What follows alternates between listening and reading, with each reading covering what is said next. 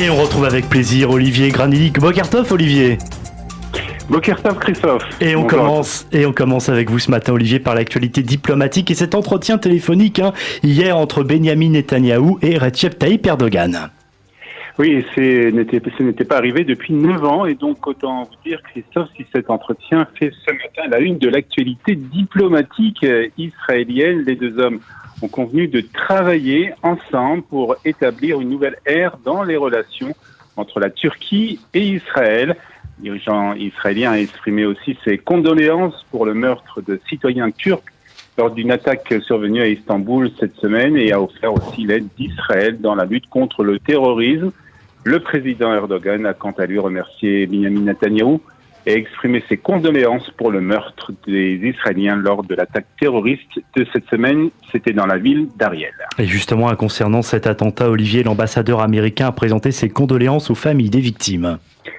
Oui, c'est la première fois depuis son arrivée en Israël que Tom Dick, donc l'ambassadeur d'Israël, l'ambassadeur des États-Unis en Israël, s'est rendu en Judée-Samarie pour présenter ses condoléances aux familles des 3 civils qui ont été tués dans l'attentat d'Ariel cette semaine.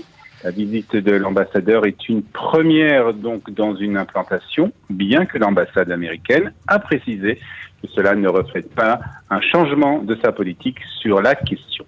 Et toujours au chapitre diplomatique, Israël et la Jordanie ont signé un accord pour le développement durable du Jourdain. Oui, c'est à la suite de la conférence des Nations Unies sur le climat, la COP 27 à Sharm el-Sheikh en Égypte. Israël et donc la Jordanie ont signé hier une déclaration d'intention visant à conserver et à protéger le Jourdain.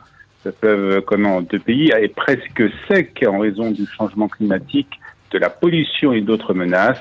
Le plan annoncé hier est donc encore il n'est pas encore très précis.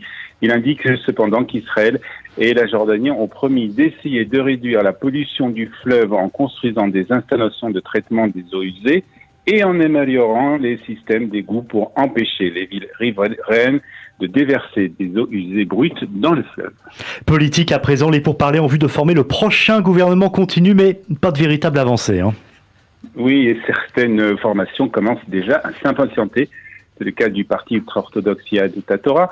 Netanyahou nous traite avec dédain, déclarait un responsable de ce parti. Divergence concerne les questions budgétaires et financières. Il n'y a toujours pas d'accord sur les revendications des ultra-orthodoxes concernant, par exemple, la construction de 400 000 logements et aussi de comparer le salaire des enseignants des Talmudei Torah à celui de l'enseignement public. Et puis par ailleurs, le parti Yahadut HaTorah réclame, en plus des postes de ministre du logement et de président de la commission des finances, il demande aussi le portefeuille des transports et un ministère supplémentaire. Et un mot de sécurité pour terminer, Olivier. La marine israélienne a présenté une nouvelle version du système du dôme de fer. Oui, il s'agit d'une version maritime du système de défense antiaérien qu'on connaît bien, le dôme de fer, et qui a été déclaré opérationnel après un récent test effectué par le ministère de la Défense et la marine israélienne.